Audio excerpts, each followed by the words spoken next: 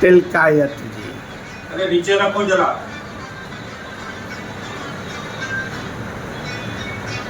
तिलकायत जी के 2 लाल, दाऊ बाबा और इंद्रदमन जी राकेश बाबा, उनके लाल विशाल बाबा। ये लालन विशाल बाबा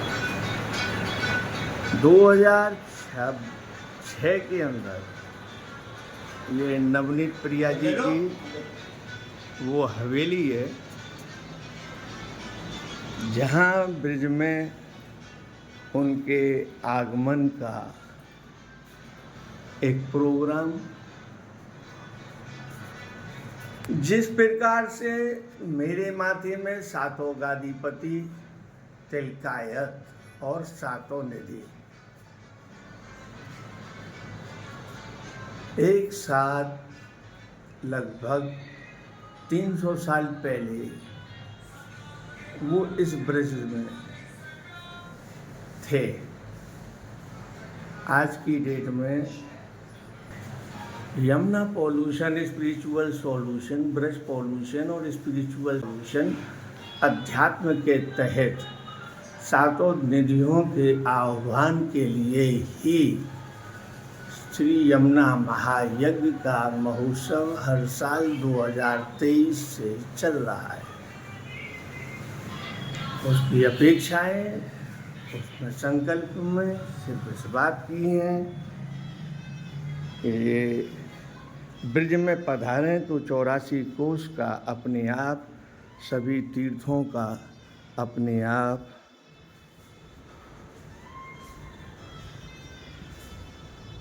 जैसा ब्रिज शास्त्रों में मिलता है, ऐसा ब्रिज आने वाले उन श्रद्धालुओं की जो वल्लभ कुल पुष्टि मार्गीय संप्रदाय, यूँ तो एक भारत श्रेष्ठ भारत, अनेक भारत और सबको मिलाकर के देखते हैं तो वो है अखंड भारत, जिसकी जड़ के पीछे एक सोच है सनातन की। सभी धर्म यहीं से निकले हैं, ये मैं अपनी वीडियो में दावा देता रहा हूँ। सनातन ही एक पुराना धर्म है। उस सनातन में 4 संप्रदाय आती हैं, उन संप्रदायों में अनेक संप्रदाय आते हैं। हाँ, और ऐसे मर्यादी वैष्णव जो वल्लभ कुल के, जिसमें से ये तिलकायत के माथे विराजे। तिलकायत तो तिलकायत, गोकुल प्रधान पीठ नवनीत प्रिया जी राजा ठाकुर, श्रीमद् गोकुल।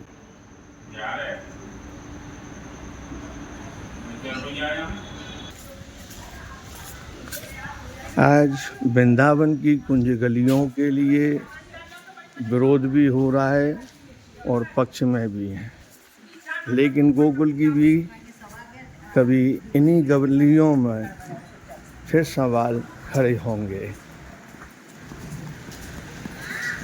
ये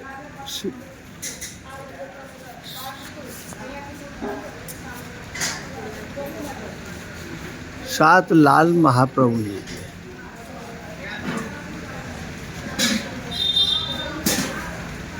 उनमें से 7 निधि सातों लालों को दिए गए और सबके मोर हैं तिलकायत जो श्रीनाथ जी नाथद्वारा में विराजे हैं। ज़्यादातर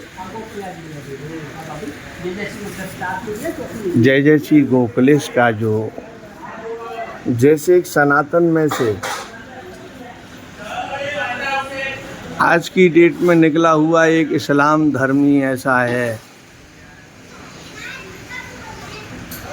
जो सनातन का विरोधी है, बाकी का कोई धर्म सनातन धर्म का विरोधी नहीं है। ये सवाल इसलिए कहता हूँ कि कुरान का भी निर्माण जैसे सभी की शाखाएं यहाँ से निकली हैं, ऐसे सभी धर्मों की शाखाएं यहीं से निकली हैं, उसमें इस्लाम भी है। और वो पोथरा कुंड के पास में स्थान है और इसीलिए उस मस्जिद को तोड़ा गया, जिसके लिए वो आज आंदोलन कर रहे हैं कि वो तोड़ी जाए। कृष्ण जन्मभूमि, वो एरिया पोथरा कुंड, वहीं है एक यशोदा ज्ञान बापड़ी,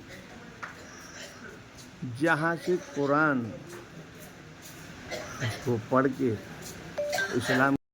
ऐसे ही पुष्टि मार्ग में श्री महाप्रभु जी वल्लभाचार्य ने 550 साल के लिए कुछ ऐसी सिद्धियों को, जिन्हें 7 निधि में माना जाता है, और कृष्ण की वो लीलाएं, वो प्रसंगें, उस सेवा में जिसमें 56 भोग 3600 व्यंजन आदि का जिक्र आता है, संगीत, सेवा का क्रम, उपासना की साधना, साधना से सिद्धि, 7 निधि, वो आज भी दुनिया में व्याप्त हैं।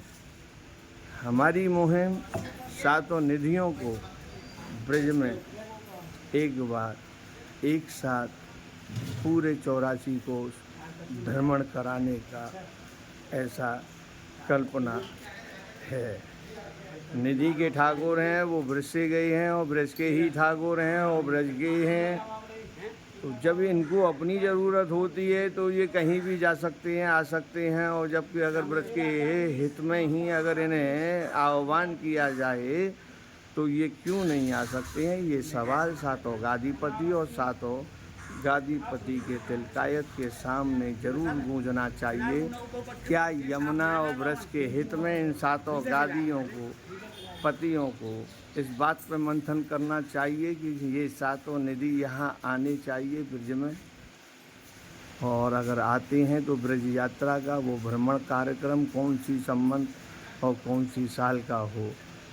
अगर 26 के यज्ञ में अगर सभी सम्मिलित हो जाते हैं 7 गादीपति और तिलकायत, तो एक नया संदेश दुनिया में जा सकता है। और 27 और 28 में उनकी ब्रज आगमन की व्यवस्थाओं को सरकार और सत्ता, शासन, प्रशासन और भक्तजन आदि व्यवस्थित रूप से उनके भ्रमण कार्य को अच्छा, सुसज्जित और सुशोभित बनाने में सहयोग कर पाएंगे। जब 4 शंकराचार्य होंगे और 7 गदीपति होंगे और तिलकायत होगा और ब्रज के हित पर ही 84 कोष के अलावा कुछ भी ना हो, वो चर्चा का मुद्दा हो। इन्हीं सब बातों के लिए 7 गादियों का इस बात पर मंथन करने की सख्त ज़रूरत है, जिसमें सुरेश बाबा हमारे कभी लेटर को रिसीव नहीं कर पाए।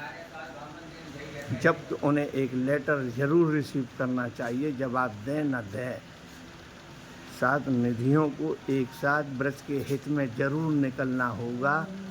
पुरानी अतीत और अस्तित्व अगर ब्रज का बचाना है तो इस पर मंथन जरूरी है, और 2026 का मंच आप सभी के लिए इंतज़ार कर रहा है।